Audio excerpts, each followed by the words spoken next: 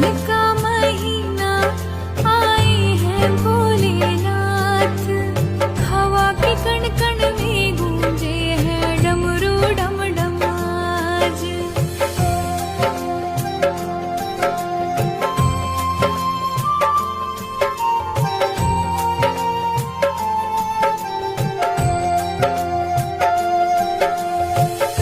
शिव ही है सत्य और शिव है अनंता।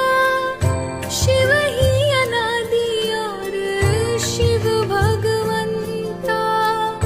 शिव ही है सत्य और शिव है अनंता।